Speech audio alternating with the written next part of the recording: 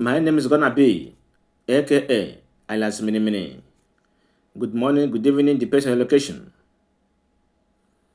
The news reaching our table this morning is from UFC, and it is another great episode of the UFC main event prediction and the analysis.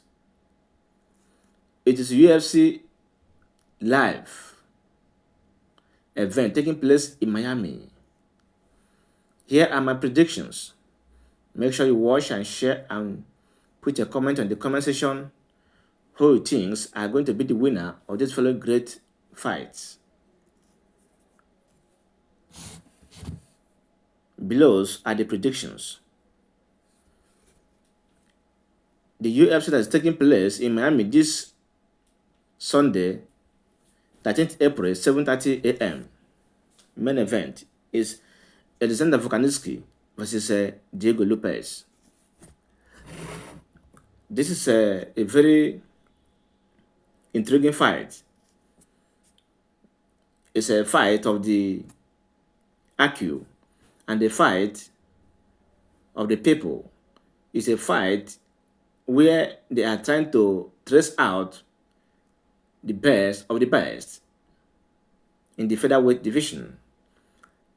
And Alexander Vokaniski has been a legendary. But there are different legendaries in different ways. Lopez is a sharpshooter, is a finisher. Alexander Vokaniski is a heavy hitter. He hits like truck. He's a very fucking interesting fighter. He is on the record of 26 minus 4. Lopez on the record of 26 minus 6. Just as I told you before, losses is not that you're not strong. They are what shows that your weaknesses. After you learn your weaknesses, you stand still like a rock. Both of them have stand still like a rock. They have had the back and forth losses, and right now they are untouchable. They are blowing the roof. This fight is fucking interesting. It's a very massive card. Very amazing card. This card is one of the biggest card of the year. So Alexander Vokaniski is a fucking machinery. He's a finisher. He is the one that teach Islam Makhachev that he's a human being. And Diego Lopez finished Ortega like a chicken. And Ortega nearly finished Alexander Vokaniski. Diego Lopez has beaten all the people which Alexander Vokaniski has beaten. And he's ready for this fight. This fight is going to be banger. This fight is going to be war. This is experience versus experience. Timing versus timing. Shooting versus shooting. Who will first enter? Because if you enter Diego Lopez will finish you. If you enter Alexander Vokaniski will finish you. So both of them are accuracy and the timer and finisher. So it is very, very hard to pick the winner of these two, but one person must be picked. And for me, I am going with Alexander Vokaniski by decision. But by submission, I am going with Diego Lopez. So put your comment in the comment section who you think is going to be the winner of these two great main events. And we still have co-main event in the name of Michael Chandler versus Paddy Pimlet. This is a very fucking interesting fight. Very, very charming. Michael Chandler is a very interesting fighter. He always make people laugh. He always shake the crowd. The same thing applicable to Paddy Pimlet. He is a crowd shaker. When he enter, you must be notified that he's around. When both of them enter, the crowd will shake. That the people's fight, the people's choice, they have entered the arena. They have entered the octagon. So these are fucking interesting fighters and the crowd shakers. And I love them. They're mounted people. They make mouth so much, you know. So Michael Chandler is on the record of 23 minus 9. While Pimlet is on the record of 22 minus 3. It's a very fucking good record from Paddy Pimlet. Ever since Chandler entered UFC, he has been getting lost. He have lost about. He lost against the Simpora. He lost against the Sinkeji. He lost against Charles Oliveira 2 times, which is 4 times. 4 versus 4 minus 2. He won two fights early. So he's not doing, apparently well in the UFC. But he's a great fighter. But the Pimlet has finished all his fights in the UFC, 6 wins straight. He's a fucking finisher. I love him so much. But you say he says like he's not strong, but he's very, very fucking strong. If you don't know, now you know. So you have to put your comment in the comment section who you think will be the winner of the two. I am going for Paddy Pimlet to finish Michael Chandler with the shock or submission. As a shock or submission. Then we have another fucking fight in the same card, which in the name of Rodriguez, which is Patricio Pitbull. Patricio Pitbull is a double champion in World Championship. While Rodriguez is a fucking finisher in the featherweight division. He has been fighting for belt. He finished Ortega, and Ortega finished him. And he finished Michael or Emilet. He finished Emilet. So this is the debut of Patricio Pitbull in the UFC. So he's a great fighter in World Championship. So people are expecting to see what he'll be able to do in the UFC, because UFC is the apex of the apex. He's the final boss of the competition. These are where professionals are linked together, are combined together. If you've been able to ride up in this very area, you are really a superstar. You'll be recognized worldwide. But you have to compete in other platforms before you come to UFC as a professional. It's not where you start as a starter. No. It's a elite of the elite division. So this fight is fucking interesting. And but one thing I hate about the year is he's a reckless fighter. And what I say about Pitbull is endurer, is a timer, is a heavy hitter, because the way he been able to finish his fight, one of his fights that I watched, oh my goodness, the guy really tried.